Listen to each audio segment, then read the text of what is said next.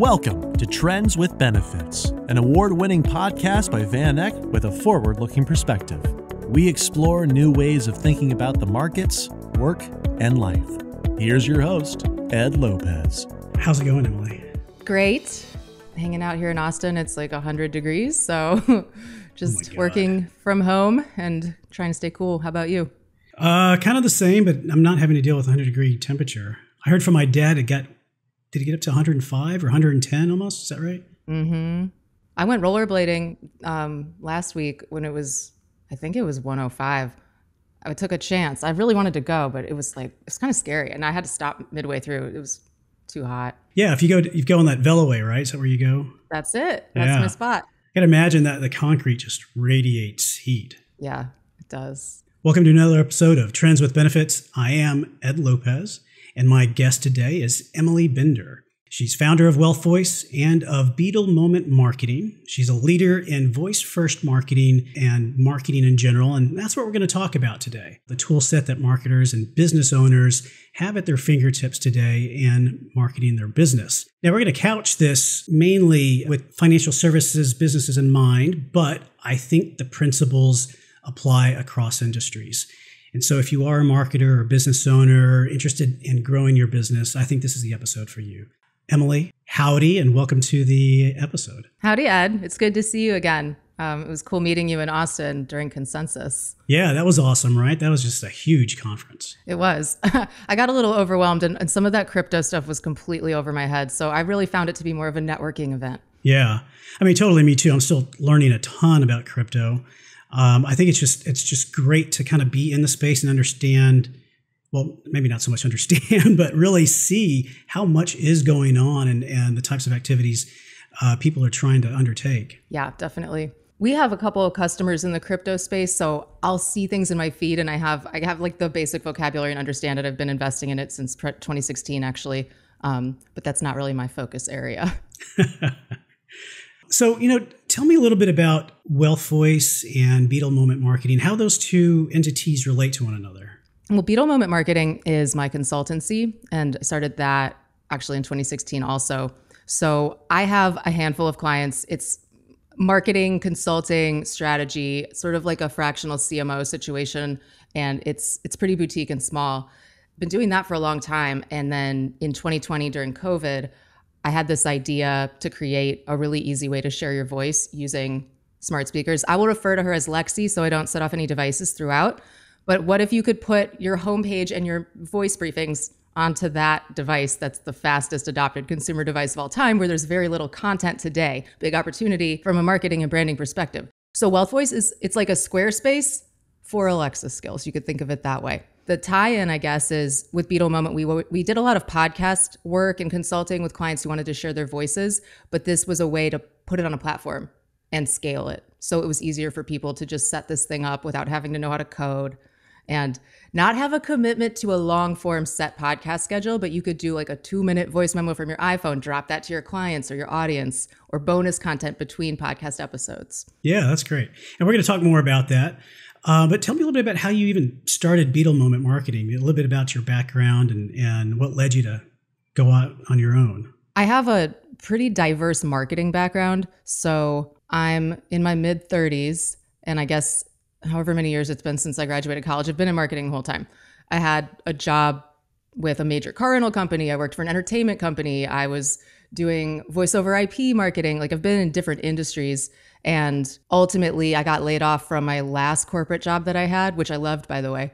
And I thought, okay, now it's time. I'm going to do my own thing. So I started the Beetle Moment Marketing, just consulting. Actually, I had a really good first year. It's really hard when you start a business and how am I going to get clients? I came out of nowhere, but I had a strong network. Networking is everything, and social media as well. In my whole career, everything good that's happened to me is from the people that I know and the connections that I make, which is really the backbone of what we're doing with WealthVoice, because it's about emotional connection, that intimacy, and that easy way to share your voice. And, when you look at brain science, there are reasons that connecting through voice is so much more effective than any other medium, because we process it faster, and you have sound and voice in the same part of the brain as music, emotion, and memory.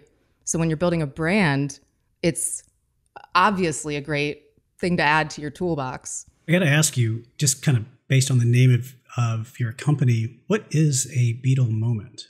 A Beetle moment is a moment of synchronicity. So the term comes from this book. I was a psych major and I was really into Carl Jung. I was reading all about him and some of the patients that he treated. And there was this one story that really stood out in my mind where he had this woman and he was trying to help her kind of crack open her third eye and understand the collective unconscious and the meaning of dreams and archetypes. And she was on the couch laying down, eyes closed. Okay, Dr. Jung, here's my dream. My husband was giving me this golden scarab. It was a piece of jewelry. And as she was describing it, she was a very rationally minded intellectual person. Like he was having trouble reaching her, but she's telling him about the beetle. And then right at that very moment, there's this little tapping noise on the window of his office. And he opened the window and there was a beetle just right there, exactly as she had described in the dream, glistening green and gold. And he said, here's your beetle. And this kind of opened her up to seeing more and moments of when it's greater than a coincidence. That's really what a Beetle moment is. So I read that and I thought, these keep happening to me in my life. And I thought it was a good name for a business. I guess then you could also say when you have things really align well with building a business and offering the right thing to the right person at the right time, that is also a Beetle moment when it just clicks. Yeah, and there are things you can do to help really foster that, right? I mean, it's not just going to be kind of spontaneous. I mean, I imagine there are things that you can help spur that kind of moment along. Right. The whole idea of marketing and branding really does live in the subconscious. So there's a whole psychology element to everything you're doing and the way that people perceive it and whether they like you, know you, trust you, want to do business with you, why we have affinity to certain brands and not others. It builds over time. And sometimes you can't put your finger on why. Just like with investing, you make a decision, it's often emotional, and you rationalize it later. Like Daniel Crosby talks about this. That's the order we really go in. So if you know that, you shouldn't necessarily be presenting charts and stats to somebody, but talking about the benefits and not the features. Like lead with the benefit. This makes you cool. This makes you rich. This makes you a good person. Whatever the company or the product is, you lead with that. Yeah, that was always one of the things that we try to keep in mind when we come up with our talking points for funds and things like that. So what are the benefits for the investor? Put it in the investor's perspective. So with that, when they read it, what do they take away from it? Don't tell them like, this is a great fund or whatever. Don't tell them about how great your company is. It's more about how they can walk away thinking, oh, this is great for me. Yeah, that's how you do it. The same thing with hiring advisors. And most of our customers on WealthVoice are advisors, mostly RIAs, but we also have vendors, B2B podcasters, and making people feel connected. Like when I talk to our customers, they say that's the biggest thing is that people feel like they can hear my voice and like I'm close to them. But if you're the business owner and you're spending how many hours a year making phone calls? Hundreds, probably. You can get your day back and still have that same warm effect when you share your voice. You still need to make some calls. But there's a one-to-many benefit. That's an efficiency. It's a time savings. So looking for efficiencies without sacrificing intimacy. Like I think the tools that do that are the ones that will stand out and succeed. Absolutely. Now, what kind of consulting? I mean, you do some consulting with advisors, right? Or financial services companies. Can you talk a little bit about that and what are most people really interested in, like the tactics perhaps that you kind of get into? A lot of people come to me and they ask, how do I start a podcast? How do I share my voice? A couple of years ago, it was, how do I do a flash briefing on Lexi, like we did with Ritholtz? Because, everyone saw that they were doing that. And they're like, I want to be like Josh. What's a flash briefing? So we started with that. And then it really expanded into doing more. We call them their skills. So it's an Alexa skill. It's like an app. You could say iPhone app, Alexa skill, Google Action. It's the same thing, but it's voice activated. So we do a lot of those. And then that was very manual. Hence, WealthVoice was born to make a platform to scale and make it simple. Also, just general marketing and branding stuff. I'll help people with strategy. I'll help, like someone the other day said, I just spent $50,000 on SEO with this guy, and I don't think it did anything for us. And I'm like, yeah, well, SEO is mostly snake oil. You have to really be careful. Here are the places where you should spend time. Your audience is here. It might be Instagram, TikTok, podcasting.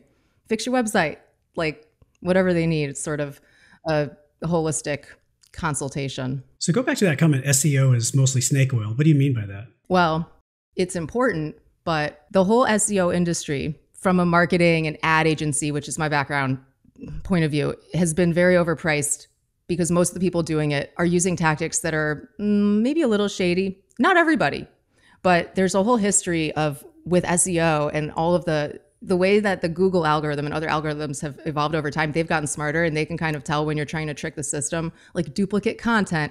And the whole thing when people say, well, I have all these locations, so I'm going to set up a different page on my website for all of these different cities in the county and think that someone's searching like financial advisor, Marietta, Georgia. And that's an old school tactic too. The best thing you can do is actually very simple. You don't need someone with a $50,000 strategy to figure this out. Just update the content on your site and add value organically, and then put the right tags in and some header tags. Like, you don't have to do all of this. People want to make things more complicated so they can sell you a product or a service. That's everything, right? Right. In terms of branding, how should an advisor think about their brand, and how do you help them through that thought process? So, like I was talking about the subconscious earlier, I think the easiest way to explain what brand is, I love Seth Godin's definition. I'll just read it because I can't do better than this. He says, a brand is the set of expectations, memories, stories, and relationships that, taken together, account for a consumer's decision to choose one product or service over another. So your brand is the delta between you and your competitor and why someone chooses you, all things being equal. Because a lot of service providers are very similar. A lot of products, Crest toothpaste, Colgate. Why do I like one or the other? It's not because they get my teeth clean. It's because I saw an ad and I want to be like the person in that ad. It's aspirational. We were at Jolt Conference a couple of months ago, and I love that Patrice Kelly went on stage with Snappy Kraken, and you guys know this logo. There's the compass and the lighthouse. And everyone in the room, it was a little bit of a dig because a lot of people in the room probably had a compass or a lighthouse logo. But what if you had a Kraken as your logo? What if it's something that's a little different? It's okay to be different. It's actually better. So differentiation. I really focus on that with people. Yeah. Yeah. One of the discussions we had a long time ago as we even try to rebrand ourselves was, do we need a logo? Are we big enough to have a logo? I don't know what your take is on worrying about that kind of stuff versus how people perceive you via, say, customer service and the types of products you offer. As long as the logo isn't blurry or from Google Images, it doesn't have to be like a Snappy Kraken logo. Like, get the job done, but then everything else you mentioned is way more important. The customer experience is paramount. That's even the most important thing. But how do you get someone in the door to even have that experience? That's the marketing. And the brand is shared through all different ways. All of the marketing things you do, it's whatever's customer facing, essentially. It could be your website. It could be your sonic branding. It could be your podcast. It could be when you answer the phone, do you sound nice? Or do you have somebody who is uneducated and in a bad mood answering your phones?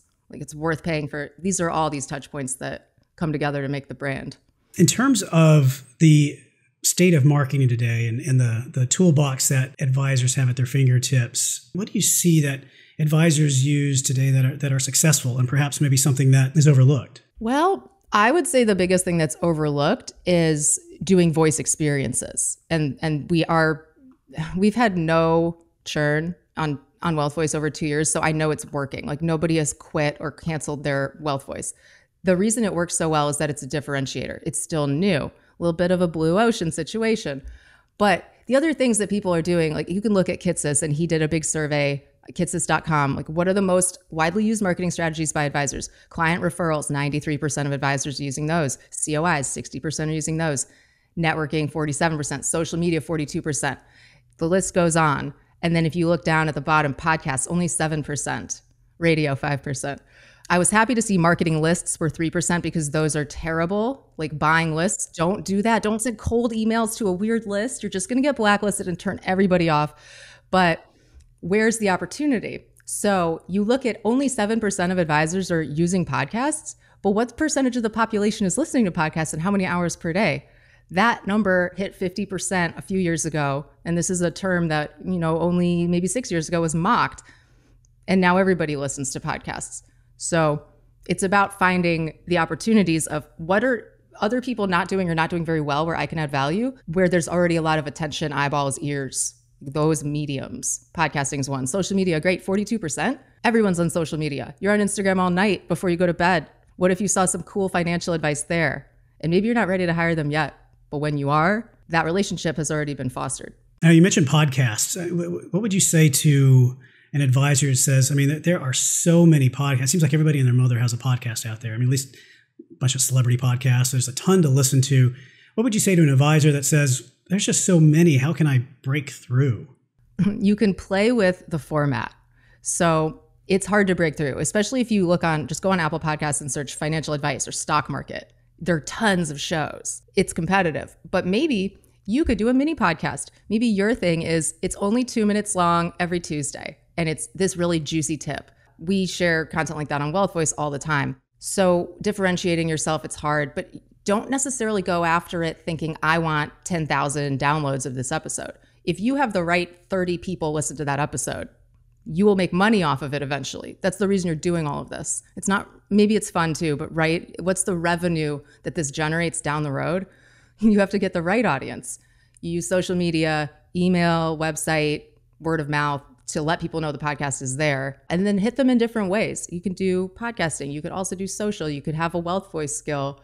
I think that just demonstrating that you're curious, in touch, available, communicative, these are all things that you're signaling by doing these activities. By the way, I love your mini pods. Those are great. These 2-3 minute snippets and great little tips, like you mentioned. Oh, thank you. You can listen to those all day.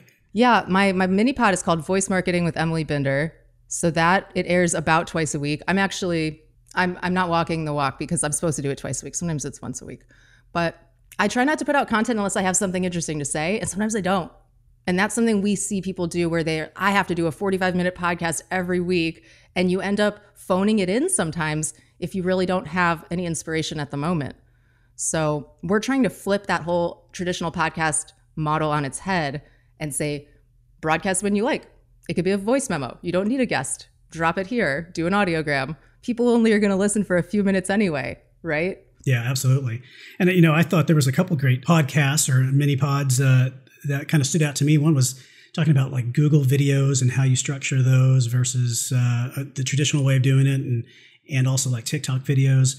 And then for those aspiring podcasters, your little pod again, but your comparison of microphones. Here I'm using the Blue Yeti, and you talked about the Shure microphone. I've gotten questions from people looking to start a podcast as well. What should my setup be? I thought that was a great little episode as well. Thank you. What I do with my content, I think the reason it works, like my YouTube channel got monetized a couple years ago, and my style, my video, like I do video too, it's not just voice, but my video style is very to the point. And what works on YouTube is you can't be long-winded because there's no attention span for it. So get right to it at the beginning. Give people, in this video, these are the 3 things you will learn. Like, tell them right away. Don't start with, hi, I'm so happy to be here today. Thanks for watching my channel. It's boring. Just what's the value? Because they're spending their time with you, and time is so valuable. The mini pod, the way that I make it, as I'm looking on Twitter and reading things and whatever through the week, something sticks out to me or an interesting stat, I'll just make a few bullet points of it, and then I'll record. I'll usually do 2 takes, but I try to make it fast. 5-minute max. Talk about what you see are perhaps the unique opportunity to use voice marketing within financial services companies. There's a few ways to do it. So having a podcast is great if you can make the time commitment. The unique opportunity though, which that's what I'm always more interested in, is differentiating through using new technology or harnessing that content in a different way than other people are using it. Example would be if you have a podcast, you could sync that to WealthVoice, for example. Like Justin Castelli does this. He's a good example with his brand. It's called Life's Pursuit, PRST. Really cool brand. It's almost, it's not, I wouldn't call it self-help, but it's like based in stoicism. There's also financial advice. It's about harnessing your creativity and your passion in life. And he has a full podcast. So that comes out on WealthVoice, which means you get it on the smart speaker. There's notifications. You can ask, tell me more about Justin. Tell me what is the P, what is the R, the S, the T. Play the latest update. And then he does this thing called Soulful Sundays. So only on Sundays, it's a WealthVoice exclusive. And when I say it's on WealthVoice, it's on Alexa. It's on the iPhone, it's on the smart speaker, Fire TV, everything. Over 20,000 types of Alexa-powered devices, including the car. That's that exclusive, cool Sunday content, but then he audiograms it and shares it out on social as well. So everybody gets it everywhere. I have to say, though, I think that having a voice experience is still a major differentiator. And what you're doing is having your hands-free homepage. So you have vanek.com, but what if you had Lexi open Vanek? Then it's the same thing, but it's hands-free. So it's another feather in your cap, another way for people to get the information. Not a lot of people have done it yet. So I would say that's the big opportunity right now. And in a year, it'll be something even cooler. Now, you started WealthVoice when? During the pandemic? Oh, yes. It was the first weekend of the pandemic, March of 2020. It was my birthday weekend. And I remember everything was shutting down. And I'd actually had the idea for probably 6 months before then, but I couldn't find the right people to build it. And I just buckled down that weekend and I'm like, I know people in the voice network. Why can't I find the right developer? This shouldn't be this difficult. And I had this feeling like I need to do this now. I think now is the time. So I found the people and they were right under my nose, interestingly enough. And then the world started shutting down and I was like, great, now I can really focus. I have no excuse. I'm building this thing. And we built it. And then by September of 2020, we launched with our first customer. And I've been working on it ever since and scaling it up. We were profitable within a month. So wow. I don't have investors. It's been completely bootstrapped, which is, I was trying to force myself to do it that way to see if it would, to validate the idea, especially at first. Oh, that's great. Now, do you have stats on how often people actually call up things on Alexa and how effective this has been for your clients so far? Oh, yes. Yes. We offer reporting on the premium and platinum plans. So the top two tier plans, you get a monthly report. You see all your KPIs, like sessions, utterances, which is, people asking a certain phrase while they're inside of your voice app. And I was just doing a report. We were putting together this really big report for PlanCorp because they've been on for 2 years. So it was very much a lifetime roll up. And their sessions were up 100% year over year. I think it was the utterances were up 56%. And they weren't even marketing it that much for most of that time. But they started giving out these client gift packs in the office. And they're really nice. Blue bag with an Echo Show that actually has the PlanCorp branding on it. And then an insert card where they have a QR code that it quick launches the skill. So you could do this on your iPhone. You just scan a QR and welcome to PlanCorp. I'm Peter. You can say, tell me about the company, play the latest update, tell me top investing tips, that kind of thing. So they've seen great results. OnRamp Invest, they had a 600% increase in engagement the first month they started broadcasting. We have a case study on wealthvoice.ai about that. I've seen some of our customers who don't really actively use it or promote it. It's just kind of there keeping the lights on in the background, which there is an SEO value to that is not snake oil because Amazon's the third largest search engine in the world. And these skills are ranked and reviewed just like products on Amazon, just like a TV. So that becomes searchable when someone's looking for a book. If they look for a book about investing, your skill could pop up in those results. Is there a generational divide in terms of who will use Alexa, call out to Alexa and activate that skill? There's not a divide. Everyone uses it. It really crosses all age ranges because actually, if you think about ease of use and being a digital native, the easiest technology there is one where you don't have to type, tap, swipe, read, claw at a screen, especially if you're older and maybe not as familiar or can't see it as well. This is voice activated. Everyone who can speak English or any language can use this. So it does have slightly more use among the younger people, but I'm seeing 40 to 50, 55 years old as the top use case, especially with the end users for our customers, unsurprisingly, right? Who's, the end client, the retail investors. The smartphone's actually the biggest use case for voice, though. It's not the smart speaker. Is that right? Interesting, right? Mm-hmm. Are you on Apple too or Google, or is it just Alexa? So you could say it's everywhere because there's Alexa app, there's the Amazon shopping app, which has a little blue Alexa icon on the bottom right. You may notice, you can tap that. That's Alexa right there. It's all the same functionality as the smart speakers in the Amazon shopping app on your phone.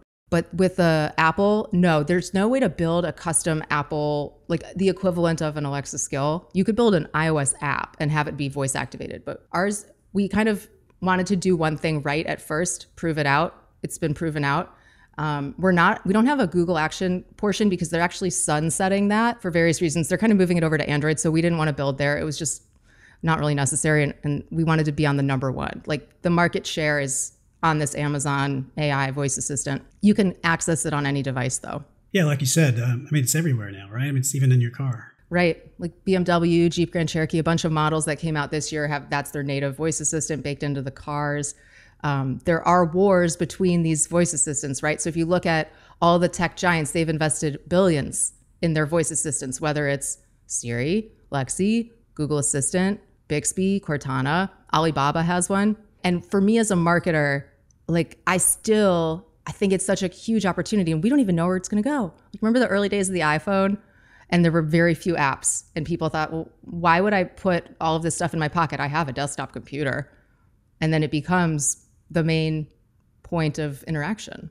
When you think about WealthVoice, or if an advisor is thinking about WealthVoice, How should they think about it in terms of the spectrum of other marketing activities they could do? Does it replace something? Is it a good substitute for something else that they're doing, or a cost saving for something else that they might be doing? Okay, so this is I guess a tall order or a stretch. Maybe I shouldn't say it, but I think this could replace your homepage. Or at least it's a huge add-on. You need to have a website. I'm not saying get rid of it, but instead of always sending someone to your .com, just give them your invocation phrase. Lexi, open WealthVoice. All the key information's there. And if you look at the analytics on an advisor's website, and frankly on most company websites, the top traffic page on a company website is the About Us page. People want to see who works there. I want to see their photo. Do they have a dog? What are their hobbies? Where do they go to school? Same reason why we spend so much time on LinkedIn, right? It's just like a high school cafeteria all over again. We put that information at the top of the WealthVoice. What's the mission? Who are the team members? And you can swap the info. Like you could talk about what's new, upcoming webinars, top tips, FAQ, services, products. Wouldn't that be a more interesting way to get information hands-free than visiting a website, just like everybody else? Yeah, I love the term hands-free homepage. I love that. I think it's a great idea. I'm leading with that. When we first launched, we led with broadcast to your audience, broadcast from your iPhone, and the whole emphasis was on the briefings. But now I think the emphasis at least equally should be on the hands-free homepage, because that's the part that's evergreen. Like when you set it up, you don't even have to update it. Yeah, absolutely. You recently posted a YouTube video for women on how to negotiate salary. Tell me about that and the basic gist of that. I'm so glad you asked about this. Brittany Castro and I met at Jolt Conference, and we were talking about the content that we're interested in. I've always been super interested in helping women with their money. I'm not an advisor myself. I'm very much a DIY person, but I have noticed throughout my career that most of my women friends have no negotiation skills or minimal ones, or have the skills but are afraid to use them and get uncomfortable when the moment comes to negotiate. And if you look at the trajectory of a woman's lifetime or anybody's, if you don't negotiate early on in your career, you're leaving anywhere from $1 to $1.5 million on the table. And that doesn't even include employer retirement contributions. So there's usually more budget. Nobody's throwing out their absolute top offer as their first offer as an employer. When women don't negotiate, it hurts their lifetime earning potential. It hurts their power. Money is power. And this is huge, especially right now. I don't know if anyone else sees the parallel here. We're making less money. We don't have as much power. We have less than we ever did before in some ways. So it's so important. And I wanted to put some content out about that. And I'd had some in the past. It wasn't that well done. And Brittany was like, she's actually a CFP. So the two of us together, we're talking about how do you negotiate, and true stories from our own careers. I had some really good coaches in my career. I was lucky. In my 20s, I doubled my salary in a single job move because I knew what to say and I knew how to present the work I had done and the value I was going to bring. It has to always be about the bottom line. It's not emotional. And women sometimes get a little more like the soft skills and the warmth and all of that stuff. But if you're dealing with business and you want somebody to pay you more money, you have to show them you're going to make them more money. So we talk about things like that in the video. It's at youtube.com/Emily Binder. It's called How to Negotiate /Women, something like that. Of course, an optimized title. How do you, how would you recommend women or pretty much anybody really looking for that next position present themselves? I mean, I think you kind of alluded to it, which is tell them how you're going to help their business as opposed to perhaps telling them just exactly what you did, your responsibilities. Do you have any thoughts on that? Put it together in a deck. Just find 5 metrics that someone's going to care about. I mean, this is kind of whether you're negotiating a raise or potentially a new job. You have to shine the light on your accomplishments and don't be afraid. It's not bragging. If you did it, you did it. And sure, you can say we, our team, but just show that you were involved in making this amount of money or this step forward for the business. I think just quantifying things, and I mean, keep it light, be nice, be polite, but be firm. And you don't have to be apologetic. People get so in negotiations, they're afraid and they think that they have to, I don't know, just succumb to whatever is presented. Like if you have that scarcity mindset, it's no good. This is like dating. So job offers, negotiations, the hiring process is exactly like dating. And if both people don't want to be together and one person wants the other one more, it's always going to be an off power balance. You don't want to get into that relationship anyway. So what's one long-term trend you see playing out over the next year or several years? What are you watching? I'm always watching things in the voice space. And I was looking at some stats the other day. We actually put a new blog post on wealthvoice.ai/blog that these charts might blow some of your minds. I was pleasantly surprised to see hockey stick situations. There's a 29.6% increase in smart speaker voice assistant use in 2022 versus 2020. There are other big stats on there, like share of time listening to audio through a smart speaker up 400% in the last 5 years. Share of time listening to podcasts through a smart speaker up 200% last 5 years. And that's from the Edison Research NPR Smart Audio Report, June 2022, fresh data, which is great because a lot of the data we have is always like a year old. So now we see, okay, this is still going up, even after early lockdown pandemic times when you thought, sure, we saw a 34% increase in smart speaker use right in that like June, July 2020, because everyone was suddenly home. There's going to be more use, but it hasn't leveled off or petered out. It's only gone up more. I'm keeping an eye on that. And I'm really interested in this idea of mini podcasts and audiograms and bite-sized content, but maybe putting it into a feed. So I think there will be a more AI-driven feed of mini content. And you can see like TikTok does that in its own way, but something more curated, and especially in the financial literacy space. There's that.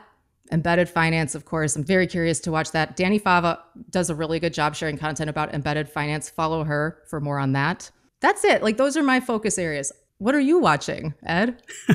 Generally watching the markets and looking for new opportunities, which has been a little tough, this summer. But I think more opportunities are presenting themselves, definitely. But when to get in, that's just investment trends. What's actually really interesting to me is anything in the renewable energy space. Whether it's kind of like small reactor in nuclear power. And also, I should say, in food technology. I'm fascinated by what they're doing with cultured meat. I actually had this was not cultured, this was, vegetable-based meat. I actually had my first Beyond Burger experience, if you will. It was actually not bad. I heard about, people making clothing out of mushrooms, for instance. That stuff is fascinating to me. And I think it's really cool. And, I guess I'm hopeful for a more sustainable future if those actually pan out and can be scalable. So that's the kind of stuff that I'm looking at and interested in. I love that. I was reading, there's a book, it's called The Science and Technology of Growing Young by, I think it's Sergey. I got it at the SALT conference. He was speaking there. And then there was Dr. Michio Kaku, who's like, everyone's going to live to 200. Just wait. It's already happening because it's that law. It's not Moore's law. It's the one where, because science, technology, and medicine they're basically an exponential rate of increase. So our age will be, but the problem is, this is the interesting part, maybe you have thoughts on, when we get to be 115 years old and so many people aren't in great health, but they're living that long and they're no longer productive, it becomes very expensive. Yeah. So then what happens to the economy when we have this really aging population, 150 years old? Yeah. That's a good question. Can you support that? And how do you do that? We're having problems now.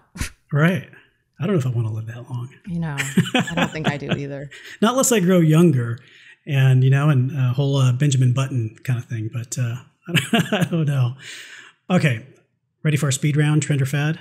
Okay, sure. QR codes, trend or fad? Trend. TikTok finfluencers, trend or fad? Trend. The creator economy, trend or fad? Trend. This is kind of funny. Inflatable hot tubs, trend or fad? Fad. Movie remakes, 90s television reboots, for instance, trend or fad? Fad. User-generated content, trend or fad? Trend. Awesome. Content is king. Yeah. The UGC is everything because 90% of people don't trust advertising. People trust people and recommendations. This is the backbone of literally everything on Amazon is based on a review system, albeit polluted in some bot and spam situations there. But when you're doing advertising or brand building, the best way to do it is through influencers. Like, look at everything nowadays. Nobody wants to click on an ad, but they'll watch a video of someone they like. This is a great blouse. Yeah. Here's why I bought it. It's everything.